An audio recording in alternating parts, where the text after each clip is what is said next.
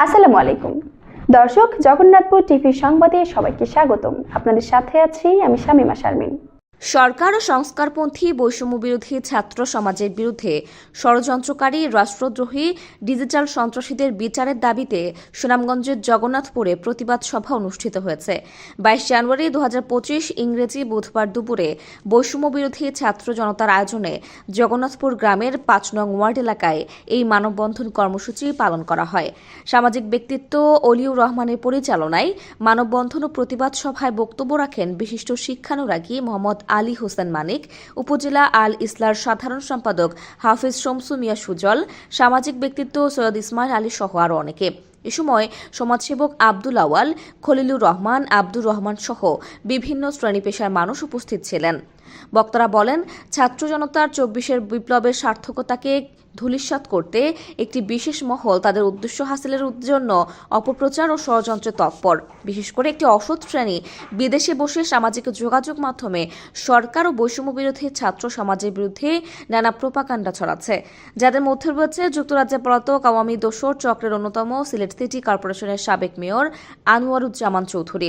এছাড়াও রয়েছে মানবাধিকার কর্মী পরিচয় নিষিদ্ধ সংগঠন ছাত্রলীগ ও যুবলীগ, স্বেচ্ছাসেবক লীগ এবং বিএনপি যুবদল স্বেচ্ছাসেবক দলের অনেক ছদ্মবেশী নেতাকর্মী, যারা সোশ্যাল মিডিয়ার মাধ্যমে বিশেষ করে ফেসবুকে এবং বিভিন্ন মানবাধিকার সংগঠনের ব্যানারে মিথ্যা তথ্য দিয়ে বর্তমানে সংস্কারপন্থী অন্তর্বর্তীকালীন সরকার ও বৈষম্য বিরোধী ছাত্র সমাজের বিরুদ্ধে অপপ্রচার করে যাচ্ছে।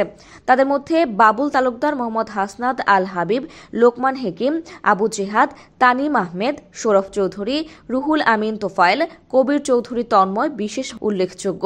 এ সময় বক্তাগণ তাদেরকে রাষ্ট্রদ্রোহিতার অপরাধে অভিযুক্ত করে অনতিবিলম্বে ইন্টারপোলের মাধ্যমে দেশে এনে বিচারের মাধ্যমে ফাঁসিতে ঝুলানোর জন্য ড ইউনূস সরকারের প্রতি আহ্বান জানান। তাছাড়া বক্তারা আরও বলেন, দেশ ও জাতির স্বার্থে সবই ষড়যন্ত্রকারীদের শক্ত হাতে দমন করতে হবে। বুকের তাজা রক্ত দিয়ে যেসব শহীদ দ্বিতীয়বার স্বাধীনতা এনেছে, নতুন বিজয় দিবস আমাদের উপহার দিয়েছে, তাদের রক্ত বৃথা যেতে দেওয়া যাবে না। জুলাই বিপ্লবে ফাঁসিবাদের বিরুদ্ধে দেশের সব শ্রেণী পেশার মানুষ এক হয়েছিল। তাই নতুন বাংলাদেশে ষড়যন্ত্রকারীদেরকে প্রতিহত করে একটি বৈষম্যমুক্ত, সুখী, সমৃদ্ধ ও উন্নত বাংলাদেশ গড়ে তোলার জন্য দেশপ্রেমিক ছাত্র জনতাকে ঐক্যবদ্ধ হওয়ার আহ্বান জানান বক্তারা।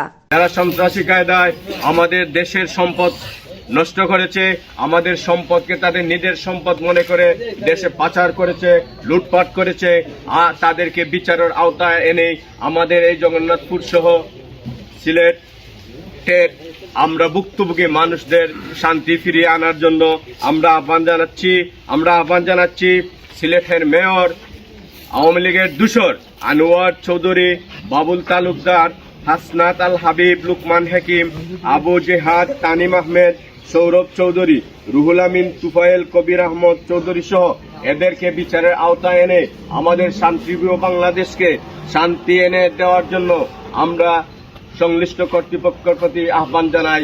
বাবুল তালুকদার, হাসনাত আল হাবিব, লোকমান হেকিম, আবু জেহাদ, তানিম আহমেদ, সৌরভ চৌধুরী, রুহুল আমিন তুফাইল, কবির চৌধুরী তন্ময় সহ আপনারা যারা ফেসবুক ইউজ করেন, আপনারা দেখেছেন তারা কিভাবে এই বর্তমান সরকারকে ব্যঙ্গাত্মময় করে লিখনির মাধ্যমে তারা আপনাদেরকে বিভ্রান্ত এবং বিব্রত বোধ করতেছে।